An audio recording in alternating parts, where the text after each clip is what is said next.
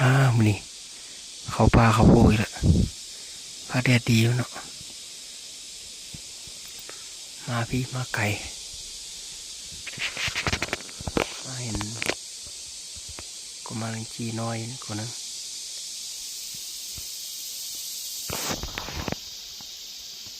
ปลาก็ยังมีอยู่ห้อยกินกับปลายมันเลยแต่ว่ามีหอยหมูป่าเนาะมีหอยหมูป่าโอมไม่แท้นี่หอยหมูป่ามาแต่ทางพุ่น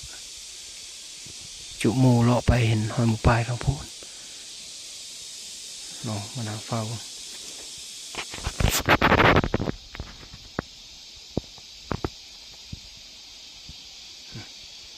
แกนมันจีตกมีที่กันร้อนกินแกนร้อนตกโอ้ตัวยุงลายเดี๋ยวมันนั่งละในทางบุสูงไปเลย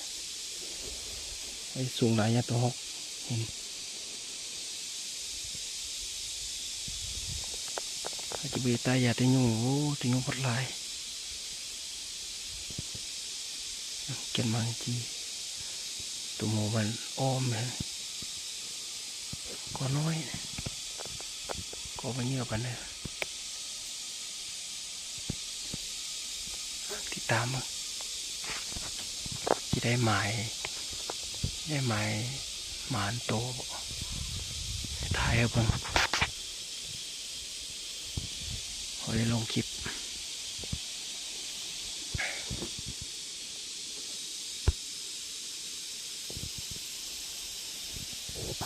ยุงลาย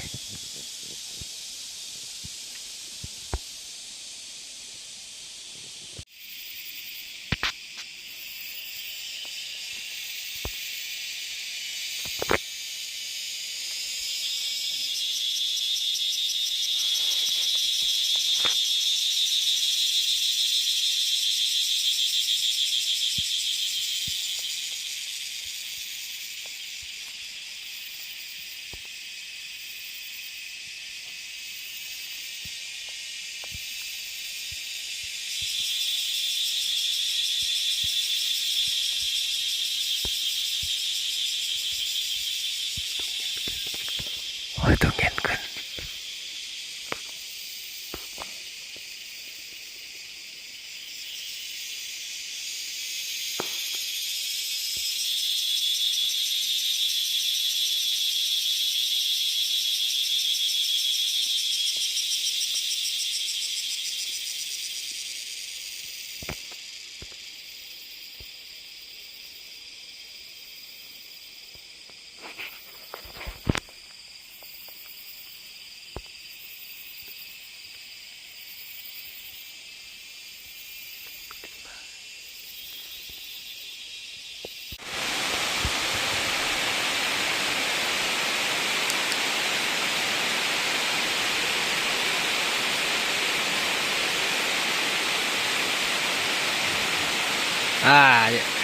แจ็บฝนตกแล้วปรีมาเกี่ยมบนนอนอยู่ในถ้ำ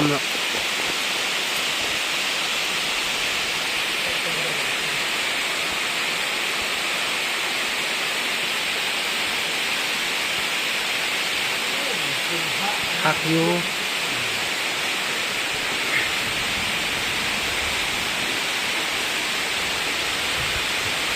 เดี๋ยวบอลประจำการ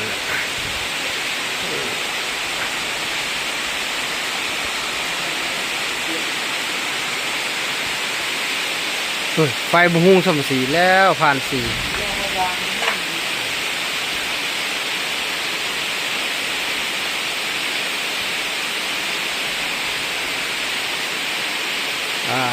ได้บนนอนแล้วมัน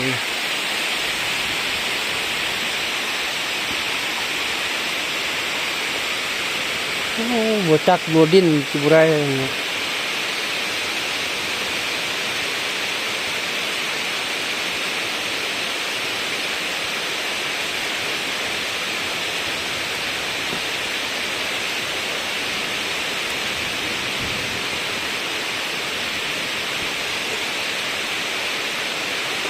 อดมึงไปยองไว้กันเลยล่ะเนี่ยตัวมานมึงนางไว้กันเลยมึงอินเฟกเบอร์ข้างล่างเนี่ย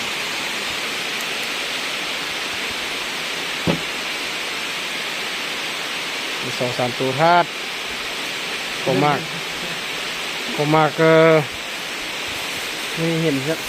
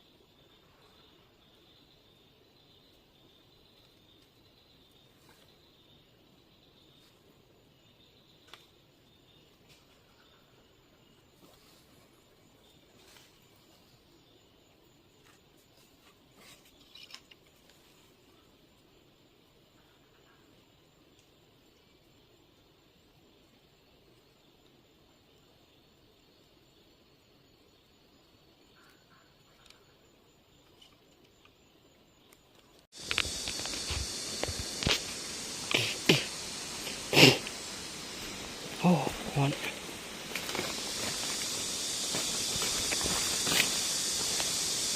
โอ้เอาเอสสูงพุทธพ่อเนาะฮะไป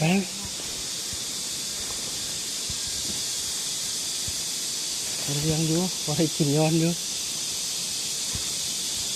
มาเขาเขียวเลยโอ้จีไรเอ็ดเบื้องนี้เอาตามลงเองเนาะมันสูงพวกไหนมันถือเขียวตามหมด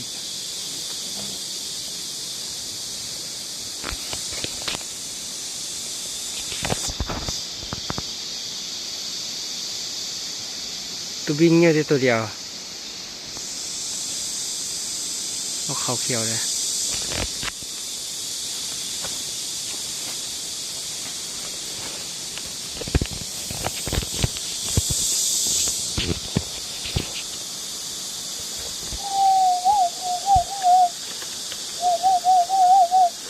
โอ้เมื่อยจ้ะ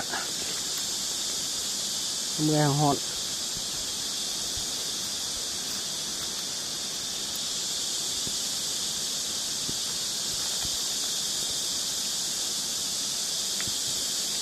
พอแล้วสิ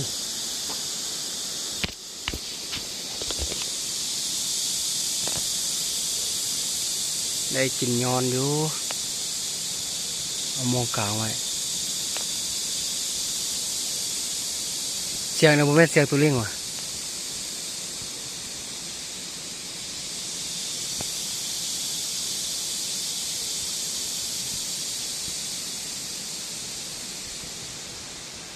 ทางเที่ยว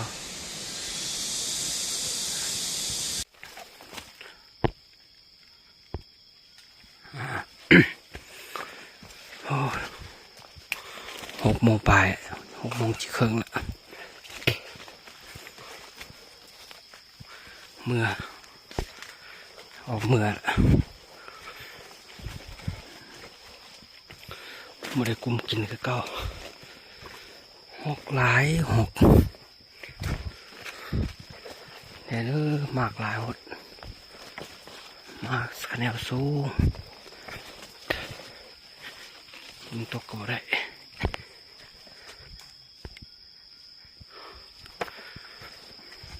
ถ้าเบิ่งท้ายคลิปรวมผลงานมึงได้ไหนเด้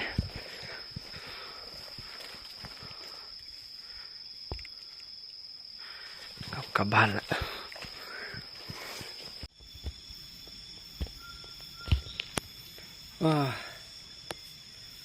จบทริป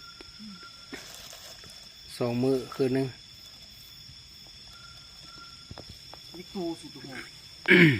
7 ตัวเนี่ยมึงปล่อยสักตัวนึง6 ยิ่งมาได้แล้วว่าปล่อยเลยมันเป็นนกหนังนี่นะ นกเขาเขียว3 ตัวเดี๋ยวมันจะเดือด บุกกุมกินซ้ มันจะตูทุกอย่าง ำตัวเยอะ ปูตูปั่นปูตูอย่าได้กินกระเทือนกินสุกเอาตัวโฮกเลยสุกเอาตัวโฮกปูละซองเลย ซึ่งก็ได้นั่นแหละ